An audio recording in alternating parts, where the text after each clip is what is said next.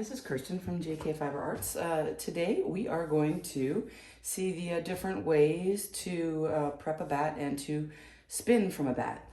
A bat, I have three here. This is all the same fiber and the same blend. This is about 9 ounces total, so each one of these is about 3 ounces. And when you spin from a bat is made from a blend on a drum carder. A drum carder gives you something called a woolen prep. A woolen prep is when the fibers are all willy-nilly and they give you a loftier, floofier, softer, more airy fiber. I wish I could show you more airiness in this. I took them out of the Ziploc bags last night. I blended these actually about a year ago, and they've been in my Ziploc bag waiting for this moment. So they are not quite as fluffy as they would be if you took it straight off the carder. Woolen prep is when the fibers are not aligned, and it just gives you that airy, lofty feel to it. And a worsted prep, which is what you get when you get comb top, either you do it from your hackle or you buy commercial top, is when the fibers are all aligned, and that is called a worsted prep. I see this a lot online. People are asking, they bought roving, how do they turn it into top? But roving implies that it is a woolen prep from a drum carder, not aligned fibers. So just because it's in a braid does not mean that it is top, nor does it necessarily mean that it's roving. You really have to look when you purchase something and see what is the fiber prep. You're probably thinking, okay, well, what does it matter whether it's woolen prep or worsted prep? So the woolen prep, which is off of the drum carder, which is what we're showing today, it's wonderful, it's beautiful, it'll spin like butter, it's gonna be great. But a woolen prep is going to give you a little bit loftier fiber, and it won't wear as well. So you're not gonna wanna make socks out of this, but you can make a scarf or a hat. It might have a little bit more pilling, or it'll get fuzzy or wear a little bit faster. It won't be as durable and sturdy. If you have a worsted prep, which is a comb top, that's the stuff that you can make sweaters and socks and things that are going to have a more durable. That being said, we are not talking about comb top today. We're going to talk about the woolen prep, which is also called roving. This is 3 different ways you can prep a bat from your drum carder. This came right off the drum carder in this sheet, and what I did when I made this was I put one full solid layer of color on top of another and blended it on my drum carder. And you can kind of see the layers in between here. This is some baby alpaca. The rest of it is all merino. It's like a sandwich. The other one is where I put strips on in a row on the drum carder, and then I pulled off the bat, and I have this in strips. When you're deciding how to put your fiber on your drum carder and kind of decide what you want to do, you have to think about what you may want to be doing with that final yarn. I personally tend to do a lot of dizzing, and that's what this third one is. This was dizzed off the drum carder, where I prepped it this way, this exact same way, and then I just used the diz and pulled it off the carder, and it gives you those sandwich layers, but in roving form. And let me see if we can pop this open here. So this is the roving that was dizzed off the drum carder, and it is this, but if you imagine this slid through the diz into strips, this is the same exact thing, only it will spin up differently. What I see is I would like to do a progressive type of a spin for one of these yarns. So my plan, since I have so much, is to spin these yarns in 3 different ways, and to make them all the same weight at the end. Each of these yarns will be spun with the same colors, but in a different way that will allow the unique character of that spin to be highlighted in this scarf. My plan is I'm going to spin this one as a progressive spin, and I'll show you how to do that from the Batt. And then this one, I am planning on peeling this off in strips and spinning it straight. And this one, I'm going to spin from the fold. And you'll get to see how each of those yarns look. If I'm going to chain ply from the fold, I'm going to have to do 3-ply for everything. So I'm going to do a 3-ply. I'm going to divide this center one into thirds this way. So I'm going to just break it up, weigh it out, and then I will see you at my wheel, and we'll get started. So here is the first Batt that I am going to spin. This is going to be the progressive color yarn. And what I did was I divided it into thirds this way. So I just ripped it down, and they came out really close. They are 31, 32, and 33 grams. I'm going to spin from the gray end, and you always want to pay attention to which end you're going to spin from, because I want to keep that in order. I'm going to try to keep this a nice progressive spin, so it's going to transition from color to color to color. This is my first 1/3 of the progressive colorway spin that I'm going to do. I'm going to start, and I'm starting from this lighter gray end, so what I'm going to do is I am going to just rip a chunk of this off. And I'm just going to peel it off like that. And just again, remember where you're pulling from. Don't flip it over accidentally. And I'm going to start spinning from this. And I think that, well, let's try for a 3-ply sport weight. So I want my singles to be, I'm going to say around 28. Let's try, well, I'm going to make a scarf. Maybe I want to go fat.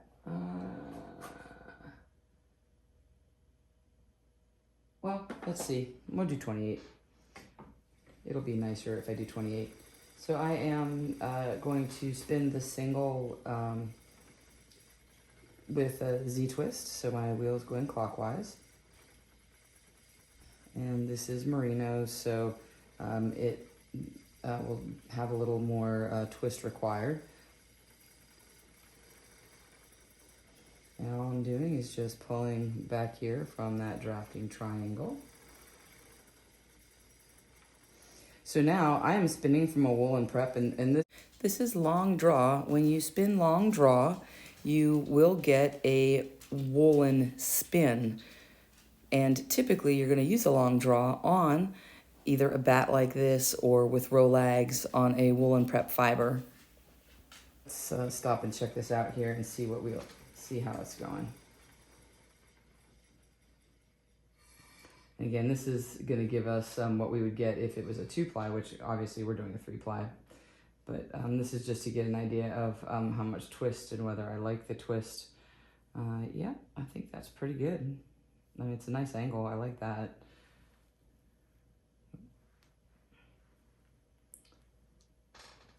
Caught a piece of it. So that looks really nice. I'm going to see what we're spinning here. This is about a 32. 32. So we're going to keep it there.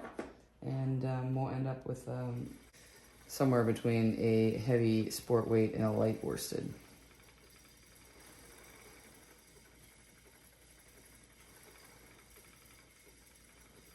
And what I'm doing is just working my way back and forth across the tip of this roving here. If you feel like it's too thick and you're not comfortable working back and forth this way on it, you can peel it into smaller strips. If you remember the things that we're looking at, for the consistent single is having a consistent thickness of the single, or WPI, wraps per inch. When you set up your wheel, you want the tension, the draw on the wheel to be enough to allow the yarn to go into the orifice when you're ready. If it's yanking it out of your hand, it's too tight, and you shouldn't be pulling back really hard against it either. It should be very gentle. You don't want to have a death grip on this fiber here. And if you look, I'm going to stop for a second here just so you can see this. Here is the tip here. It's kind of wide, so I'm just going to kind of very slowly tease this fiber in and work my way to this tip, and then I'll just work my way back over again. And I do that by just picking up a couple of these fibers. And now I am to that longer part, and I'm just going to bring it down. This stuff is like 18 micron. The rest of it is 23. But this stuff is just divine. This is from Cam Fiber Arts, and oh, it's so fantastic. It is like spinning butter. I give just a little bit of tension with my left hand that way, and I'm pulling straight back, and it'll just move it over. And see, now I'm at the edge. And now I'm gonna come back the other way here. I'm gonna come back across. Oh, wait a minute, I gotta advance my hook. Now, as I come back across, I am going the other way. I'm actually, my hand is just kind of pulling straight, and my roving hand, the hand that's holding the unspun fiber, I'm just kind of drawing it towards my stomach a little bit. And you can see I'm already starting to move it to the middle now. And it's very subtle, tiny motion. It's not a big motion.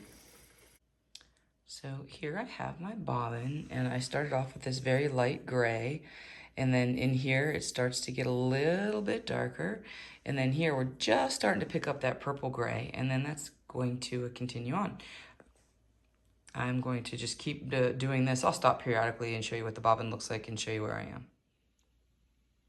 Here is the bobbin on the progressive spin and how it is coming along.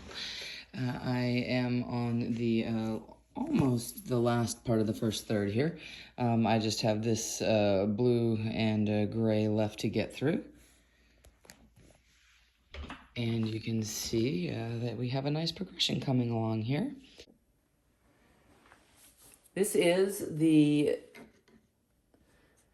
progressive spin, and I've done 3 bobbins, and we are shooting for a worsted weight 3-ply, and we have 2 more ways to spin. I'm not sure what I want to do next. I think I will do this one.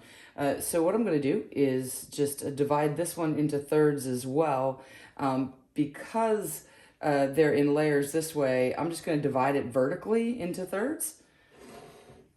And then I am just going to kind of rip pieces off and spin it. There are lots of different ways that you could choose to spin this. I could choose to chain ply it and then just start at a corner and spin it that way.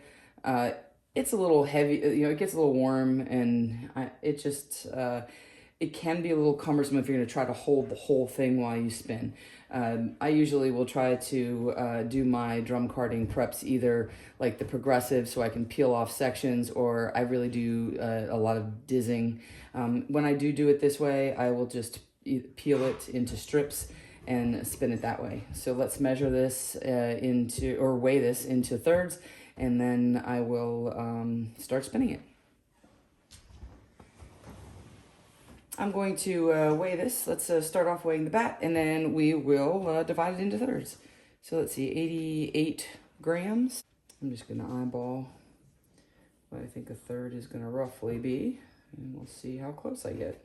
We are ready. I'm just going to take this over and start spinning it.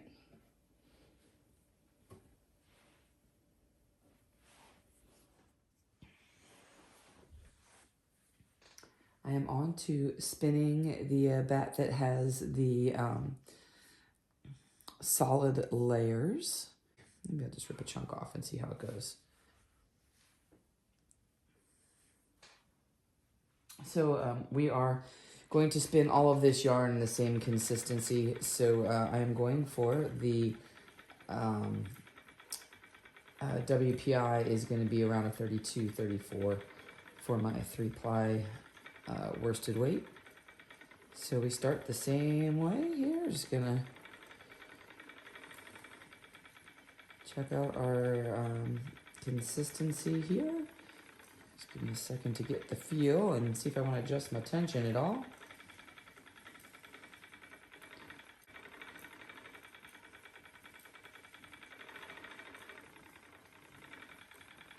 And the black in this blend is Brush Baby Alpaca, and it is really, really soft.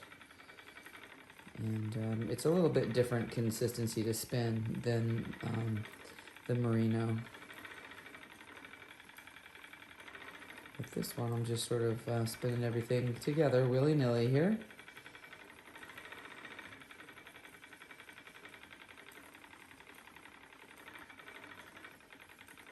Let's see where we are thickness-wise. Oh, looks like I forgot to advance my hook as usual. Yeah, this is a little thick. A little bit thick. And I can... Sometimes this is something that I do from spinning cotton. When you spin on a sharka, you can untwist it and pull a little bit, and you'll get more... it'll become thinner, and the twist will kind of distribute a little bit. You can't change the twist too much, but now I have taken that from a, it was around a 24, and now we are sitting right in the groove of 32. And I'm on the money again.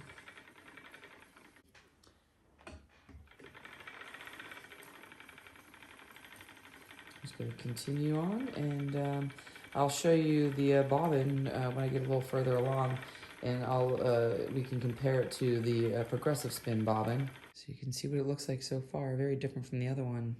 You know, the colors are all just sort of jumbled in there. Here is the finished bobbin with peeling off the strips and spinning it willy-nilly. This is the progressive bobbin, where we definitely have the longer sections of color that fade.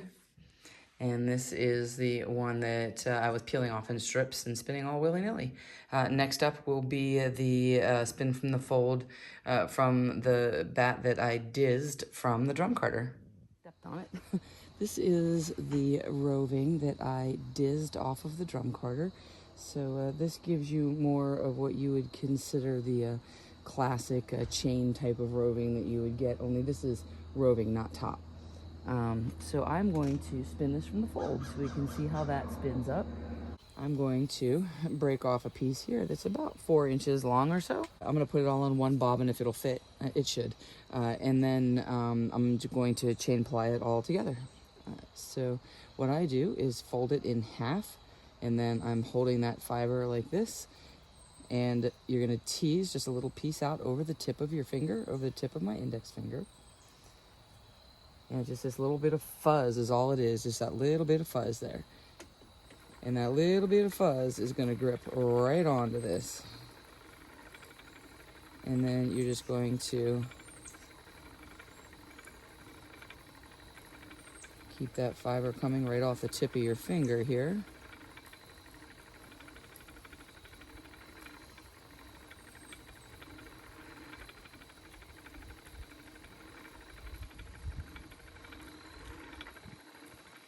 And I'm holding that grip on the back fibers. You don't want to let go of the fibers in your palm because then it's going to split it, and then it will be, you'll have like a break in the center of it, and it won't pull the fiber out evenly. And you can see as it goes onto the bobbin that now there's that darker purple. Now we are into this lighter gray purple.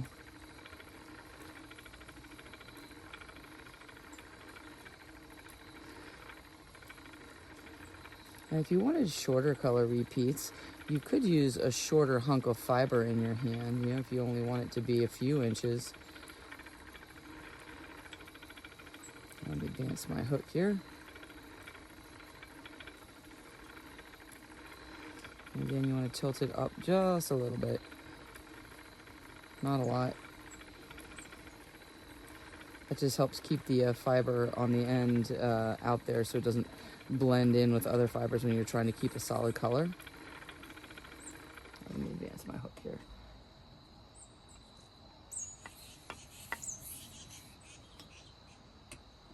Some birds are getting greedy at the feeder. Having a little disagreement over there.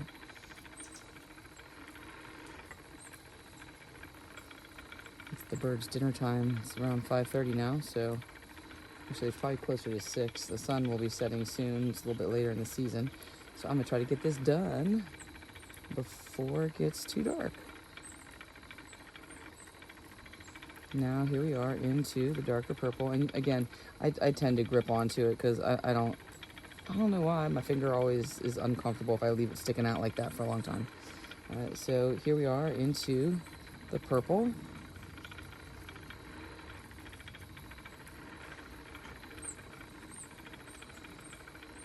And then we have some black here coming. And there will be times where you'll have a little bit of blending. Like here, I just had a little bit of blending of the purple with the black. Some of that has to do with how the blend is done, and some of it has to do with how I'm holding the fiber in my hand. Let's check and see what we're spinning at too. Ooh, that is way too thick. We gotta thin that out. All right. There we go. Is very different looking than this one, which is all blended together. For solid stripes of color. And I am going to fill this bobbin up, and then I'll show you all 3 bobbins and we'll ply them. This is our 3-ply progressive spin, and I put it on fast forward because the strip one is going to be 3-ply as well. No need to bore you to death with watching me 3-ply something. So instead we have this lovely time-lapse 3-ply progressive spin on my auto level winder. I could watch this all day long, and you can see the nice color transitions. What I have left here is the spun willy-nilly, and this was the one that I just spun straight and divided into thirds. This is the one that is spun from the fold, so I put that all in one bobbin, and then I'm going to chain ply that, and we'll maintain those color strips. Let's see, what should we do first? Well, this will be super fast, so let's 3-ply this first. This is the Batt that was done like a sandwich in solid layers, and I ripped the strips off kind of willy-nilly and spun them, and we're going to 3-ply that now.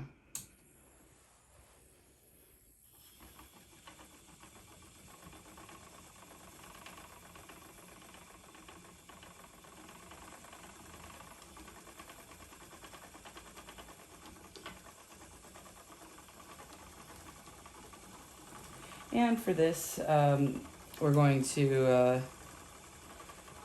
maintain my 30-degree angle of twist that I am very fond of, and having difficulty with my thumb. I tried to slice the tip of it off with a chef knife this morning. I went to the farmer's market, got these beautiful sunflowers, and then I was cutting the stems, and no problem. I was washing the knife afterwards. And my hand slipped and sliced it. It's a very sharp knife. So that'll be interesting because I'm going to make a blending video later, and that is going to make it a little more challenging. All right, let's see what we got here so far. This thing keeps catching on the fibers of the Band-Aid. I have to change how I do this a little bit. All right, let's see what we have here. As far as ply back goes, it's a little tight. I may have overspun it right there. Well, it says 30. We'll see. Do a little bit more here. Typically I like to just kind of slide my hand along like this, and then kind of push that whole And you'll let the whole thing kind of go into the orifice. I am going to continue on 3-plying this, and then we'll get this yarn all set and up to dry to join my progressive spin bat, and we'll compare all the yarns at the end. I've showed you this before, but just so you can see how I do it. My leader I have tied into a loop, and then the single I'm tying into a loop.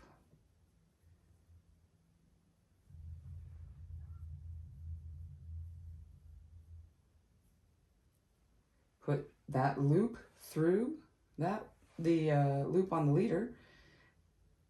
And maybe let me show you a little bit better here. So let me open this up so you can see. So this loop on the single goes through the leader loop, and we're ready. Let's go turn on my level winder, and away we go. And what I've done for this one is I've put it on a little bit larger on my flyer. I'm using the larger whirl on the actual flyer because it doesn't take as much. You get the same twist with a slower rate of treadle, and my hands move a lot slower, and typically my feet are going pretty fast. But I have to slow my feet down, so I just go on the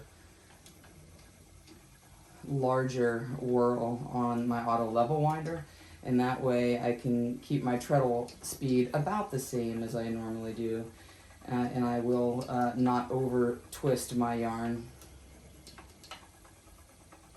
And I may have mentioned that I just recently learned that I chain ply left-handed.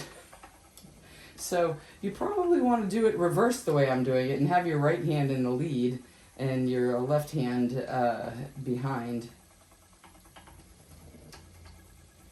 I haven't tried it the other way.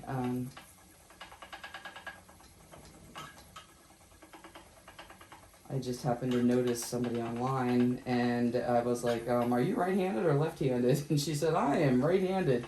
And I was like, and I started looking at other people's videos, and I'm like, yeah, I guess I learned it left-handed. My partner in fiber crime, Judy, the J in JK Fiber Arts, is left-handed, and she showed me how to chain ply many moons ago, and I always come back and blame her for things when I find out years later that I'm doing them backwards.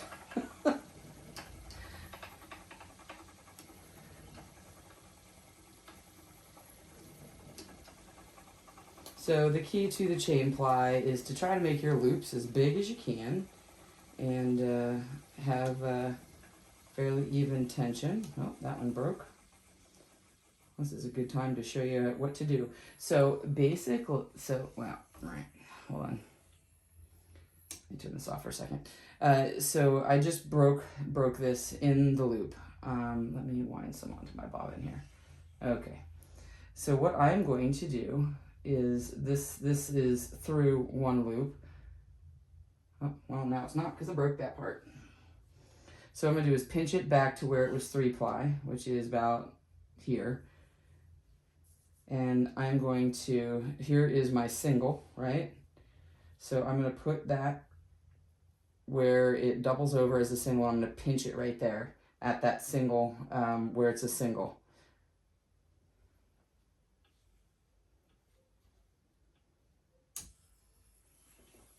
And I'm going to put my right hand through that loop. I'm going to hold it right here with some pressure, and I start doing my little twist, right? And I'm going to make another loop.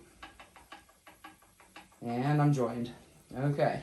And we're back in action. And that is how I fix it when I screwed up. No knot tying, no crying, just rejoin and move on. Typically, if your yarn breaks when you do that, it was probably a little underspun in that spot. Or I relaxed my tension a little too much when I was trying to make my big loop. And let's see now, we can do a quick check here on my twist. When I'm chain plying, I am pinching where I left off because I don't want to mess up my twist. And I'm putting my hand through this loop so I don't mess that up either. And then you can see my twist here. It looks nice. Let me grab my tool here. And we are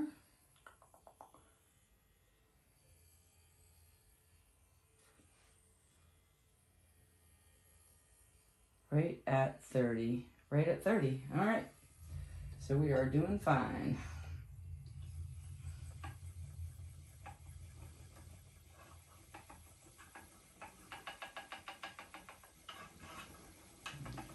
Get back to my normal cadence here. And I'm just going to keep going like this. Hopefully you can see the bobbin. I'll try to zoom in on it in the edit. And you'll be able to see how I'm getting these solid but shorter section repeats than the progressive Batt, which gave us basically 4 large sections of color that transitioned. This will give us shorter repeat sections of solid color, which should help to maintain the integrity of the colors, less muddling.